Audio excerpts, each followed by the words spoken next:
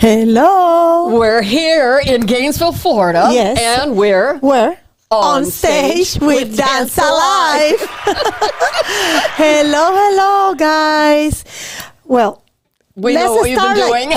Yeah, we know what we've been doing, but our audience don't know and the community don't know. So let's talk a little bit about that. How was your weekend? Tell me. How was my weekend? You don't want to know about my car wreck. No. But before the car wreck, we were in Americus, Georgia, and it is just a lovely, lovely community. It's just a beautiful community. Beautiful. That hotel there is just stunning. It is stunning. Everybody was wonderful. It's an old theater, and I've lost the name of the theater.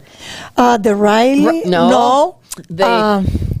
I forgot. It's Rylander. Rylander. Yes, we've got coaching on the side. The Rylander, and it's an old kind of opera house, and the organ can rise up and then go down. It was just, the crew was incredible. We were supposed to be fourth on their schedule, but because of COVID and everything else, they had not had any shows prior. So we were the first one there. That's right. And they can hardly wait for us to come back. And I've already had people saying, "Please come back." They email me. The audience responds very nice. They clap and they. I mean, I remember when we get out.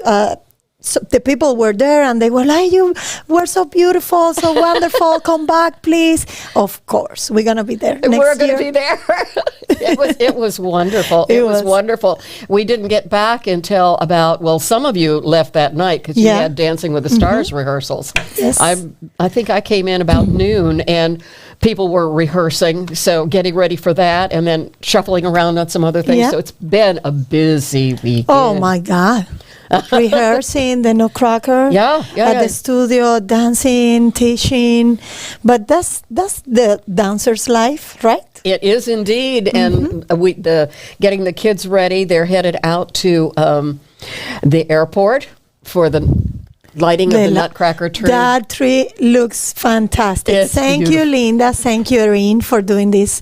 And I mean, I saw the pictures on social media and I don't have any words to say. It's beautiful. Just stunning. It's beautiful. Yes. Beautiful. It is indeed.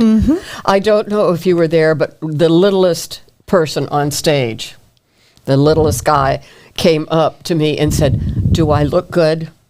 And I said, "Yes, very handsome." And then he came back later and he said, "They gelled and sprayed my hair, so now I'm really handsome." Oh my God. It was wonderful. It's wonderful. It's wonderful for me to see the different generations. I mean, it's fantastic. And see how the students have grown up so well, and now they have different roles in the Nutcracker. So it's always did you fantastic. see on Facebook they had Rachel when she was a little soldier, Rachel Ridley, who's now one of our, she's dancing Spirits of the Forest, Dewdrop, but when she was first a soldier and then a party girl, it was just really charming. I know. We've had people calling because we're going to be doing Nutcracker Under the Stars in Alachua. For free. This is a free show, guys. Yeah, a free show. Free. At Legacy Park out in Alachua. And just bring a chair. Bring a blanket, just in case. Just in case. Just in case. It starts at 7, and it's funny because we've had people calling, but also I've had emails, and when I looked on Facebook, it's saying, you need to go, you need to bring the kids. I went last year, I'm going again. This is wonderful. I'm from Tampa, and I came up and saw it. So it really is beautiful under the stars. And that's happening this Thursday? At 7 p.m. Yep. Alachua Legacy Park, so no excuse for not being there because...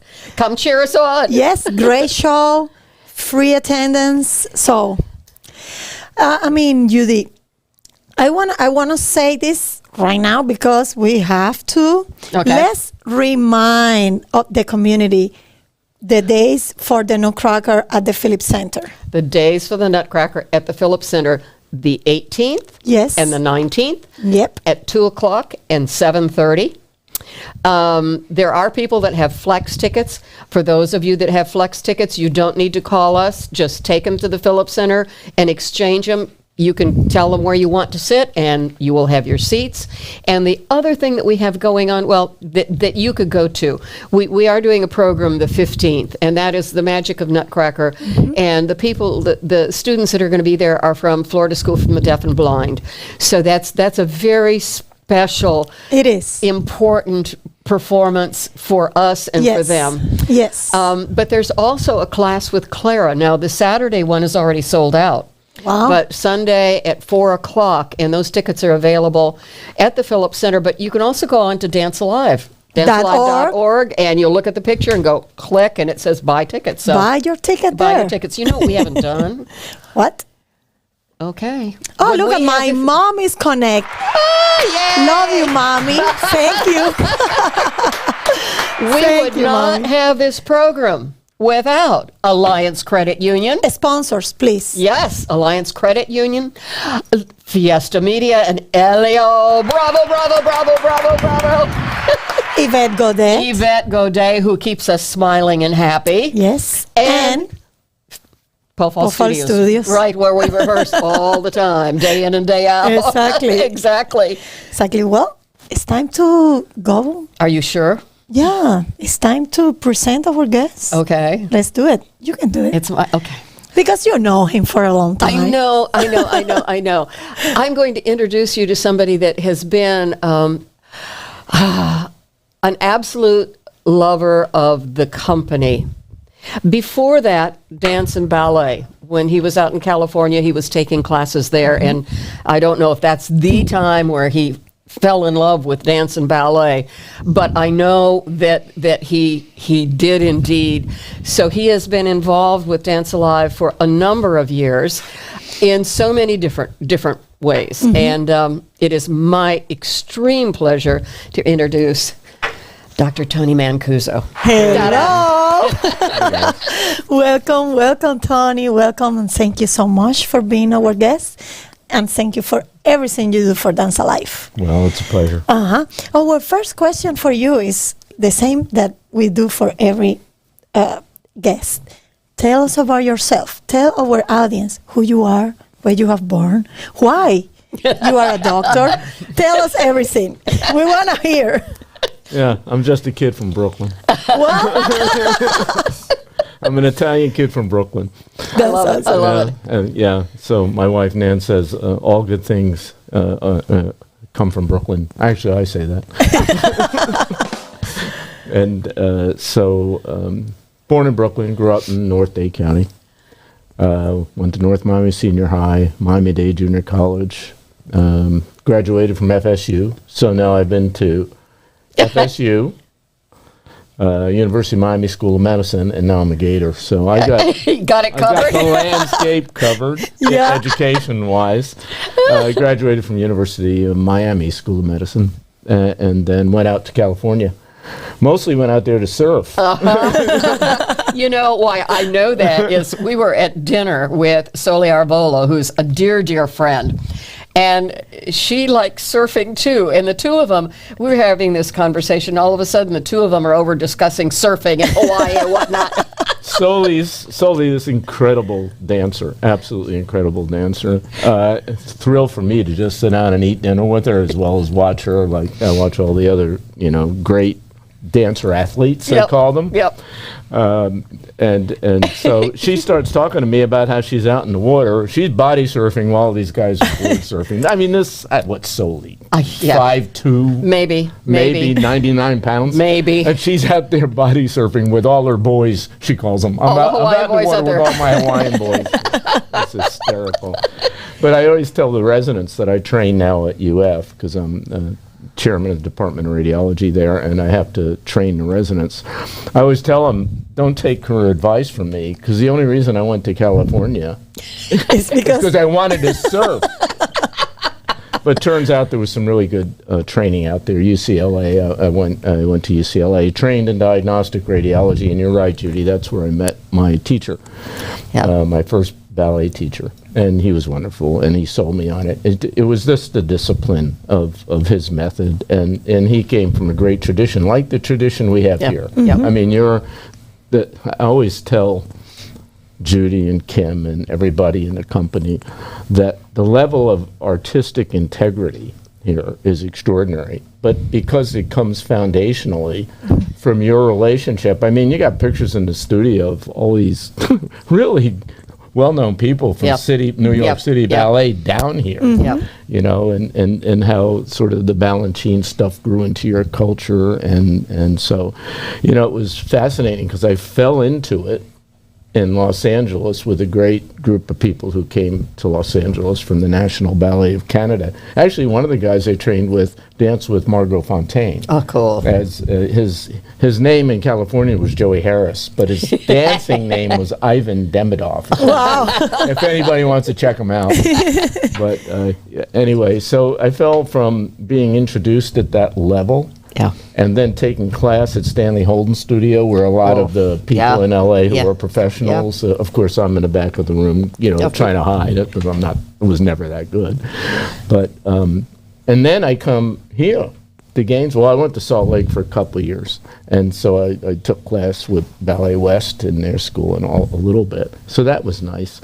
But then I come here and I find a place that I can only characterize for the audience as an extraordinary level of professional and artistic integrity here in Gainesville. You know, and for that to have been in a town this size, you know, even when it was called the Gainesville Civic Ballet, and of course that's gone through a number of iterations. And now it's come to be known as Dance Live National Ballet International. We're so international. I say we. We're so international with terrific talent, great dancers from all over. So I think, you know, that's a brief summary how I got here, and I've known Judy for coming on 40 years. And you connect with them. And when was that moment that you say, like, I want to do something else. I want to dance with you guys. I want to do. I don't think he had a choice. I think. No, guys, they're always after guys in the ballet studio. Okay, if you're a guy, if you're a guy, they're gonna find something for you to do, even if you're clumsy. Okay. So, you know, shortly after I was here, you know, I somehow I ended up doing, you know, supporting roles, nothing major. And Tim was the main principal. Tim Heflin. One of the finest human beings in the world, was the lead dancer, and you know, I got in supporting parts, which was great just to get on stage. Because I tell Kim when we were up in Americas, you know, and she said to me after the show, she said, "Hey, you know, it went well and all that, like she usually does." And I said, "Yeah, it's like it's playtime." So as a doc, you know, and I don't want to bum anybody out, but I see a lot of different stuff. I see a lot of people who are suffering and all that. And what I found in dance is after work we're talking 1974 till now, I can go to class and it's like meditation. That's fantastic. You know, the discipline, the music, the need to do what Jesse tells you to do in class.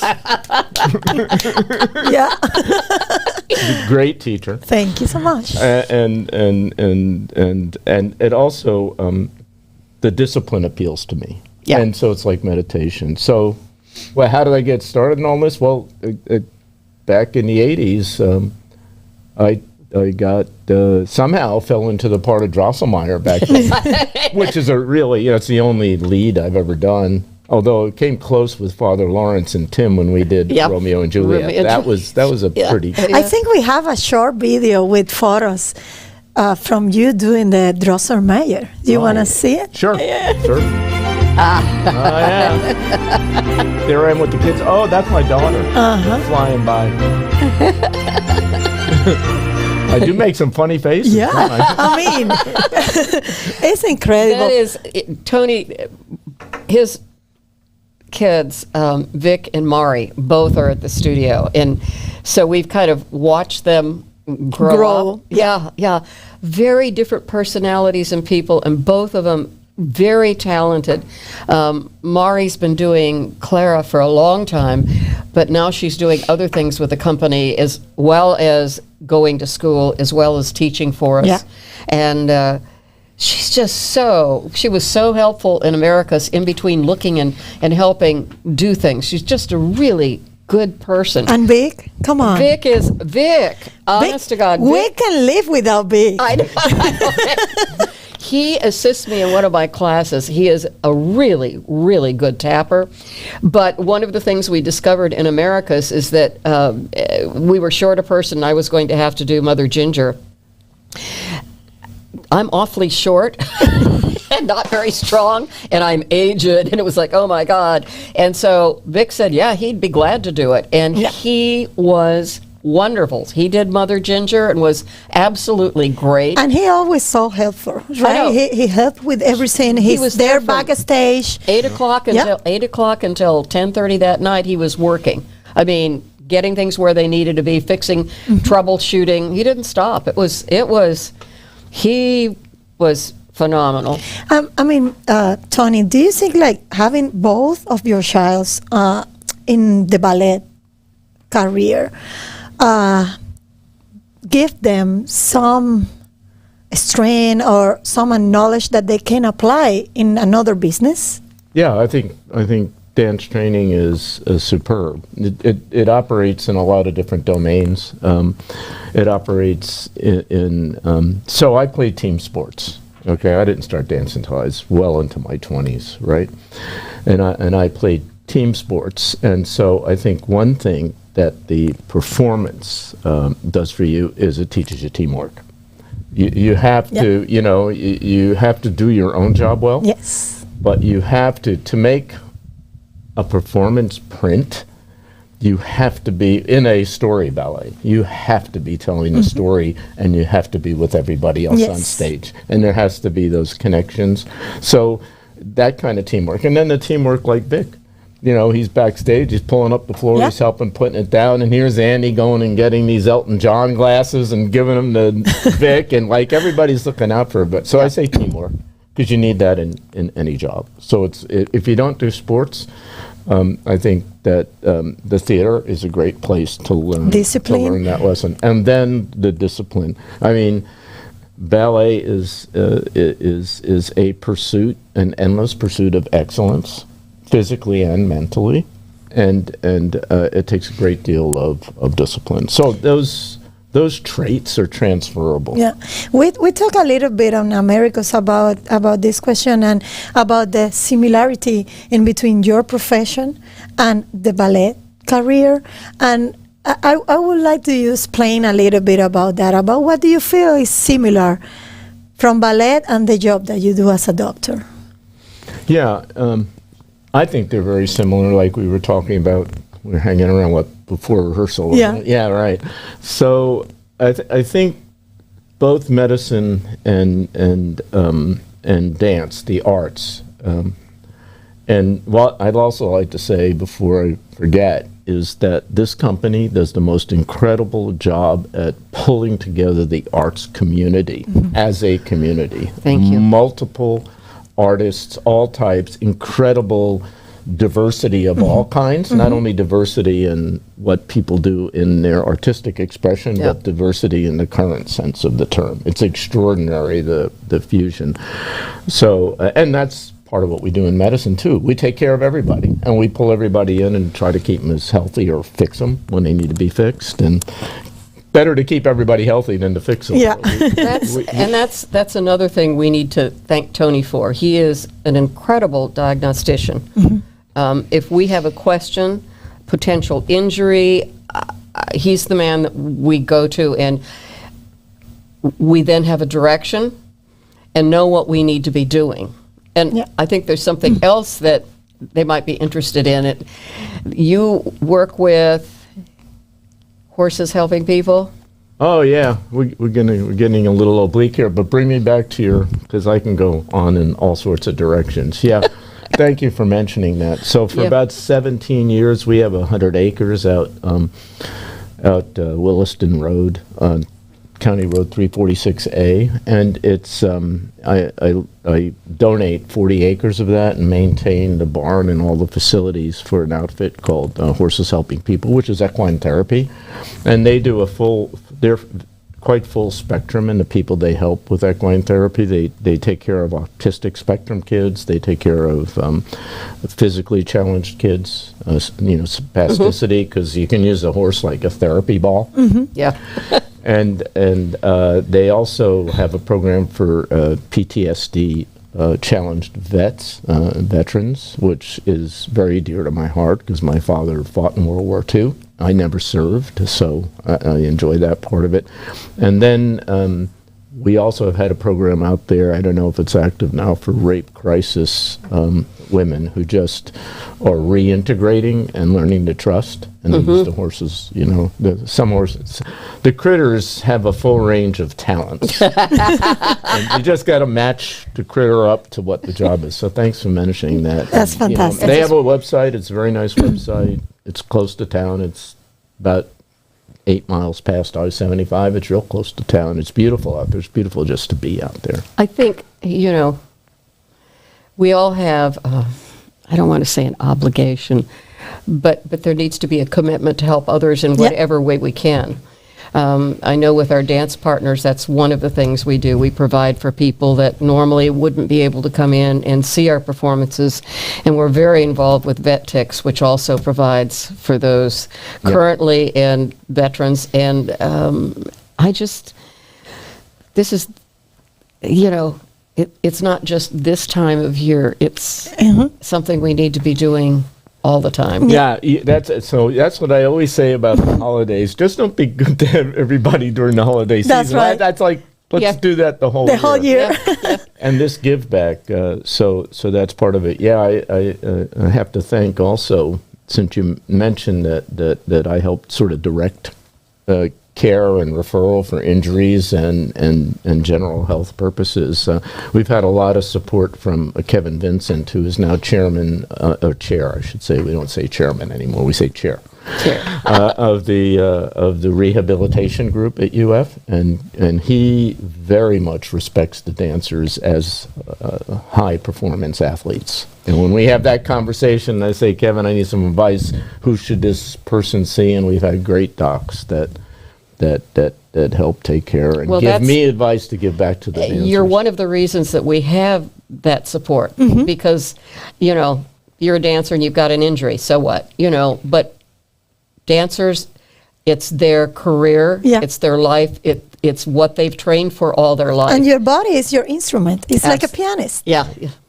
So you don't have nothing else. And the trick with dancers is you always know they want to work through their injury. Of course. Number one. Okay, so the most devastating thing they hear is you have to take time off, you have to get off it, because there's lots of saying in dance, but 1 day off, 2 days off, your teacher knows, 3 days off, the audience knows. I forget how that one goes. Yep. There's lots of dance sayings about that. Yes. So we really have to find out, we have to create strategies, and that's where I go out and get advice from mostly the orthopedic surgery group at UF about, is it a stable, unstable injury? What can we do for it? How can we keep this person conditioned? What's the strategy? And of course, no dancer ever likes to hear that, well, you got in the pool and swim to do your cardio and get off that for a while. But you're one of the people that understands dance so that you can translate that. I know when I had both hips done, Claudia Senesac, who's an amazing physical therapist, she said, put your tap shoes on so you can hear the difference in the gait, because you're not walking the right gait. Cool. It was like, okay. And that was like, that's what I need to do. Yeah, for me, it's incredible and it's amazing to have you, because I know you understand dancers. You're a doctor, but you also are a dancer, and you perform, and you feel that adrenaline that we feel, and you don't want to miss it. Right. So it's fascinating for me that we can have you, and that you really can get into the dancer's mind and say, like, okay, you're injured, but we can always do this, we can always do that. So I want to thank you. And I believe that I am talking in the name of all dancers of Dance Alive for what you do. Absolutely. Yeah. Oh, it's way fun. And, we all of us understand the concept of the purpose-driven life and doing for others. And To me, that's what life is about. We have Fantastic. a gentleman that's in that is from Sacramento and was with San Francisco Ballet watching. And he was talking about Tony. He said, he moves really well. So I For an thought, old guy. he didn't add that He was on. politically correct, yeah. He moves really well. I loved it. Thought you ought to hear that one. Well, thank you. Yeah. I'm not limping across stage. Well, Tony, thank you very much for being our guest. We are in the end of the show. And I mean, one more time, thank you for everything that you have done for us, for Dance Alive, for the dancers, for Judy, for Kim, and also for the community. Yeah, and on behalf of the community, I'll take this time to say thank you for all that you guys give to the community. Thank you. It's the highest level of being a human. Thank you so much. Thank you. Well, this is the end, guys. We will see you next week. I know you enjoyed the program. We'll see you next week. Yes. Bye. Bye.